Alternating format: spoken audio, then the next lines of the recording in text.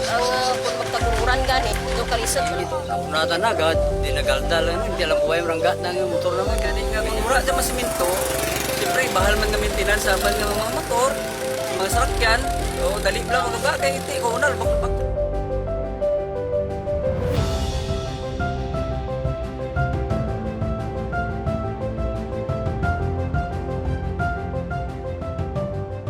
Nasanay kami katunga dalum dyan mo. Tapos kang gin project dyan ang solar lines kagin open.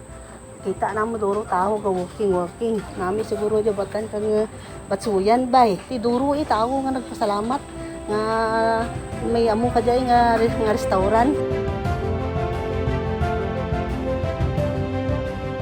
Amo kita no, thankful kita mga pumuluyo dyan no, kay bangad sa nagtuhaw nga business ng amo dyan, Green Onyx, nabuhay ang nightlife.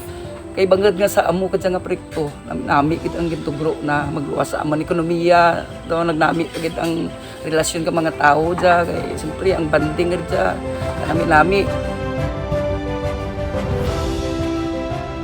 Duro ginaglipay, tapos nakakini kuon nga ay mas nang pasalamat kita sa nagpatuguro project nga dyan. Ay dahil kung ura ang solar nga dyan, Laura git kiti magpatindag gadyak negosyo nga mo ay dulum ni dya amon mo. Balbaho kita nang nabulig na luwas sa pinansyal nga nagapeskwela kami mga kabataan namon.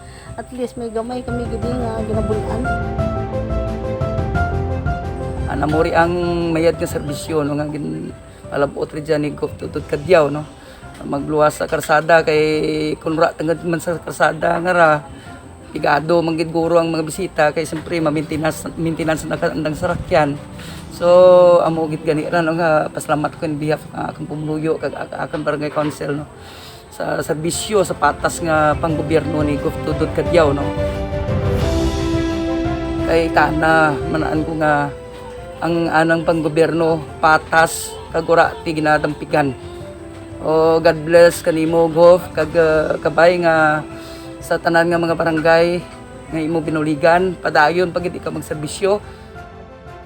Ordinaryo nga antikinyo na buligan sa sunod ikaw ron man.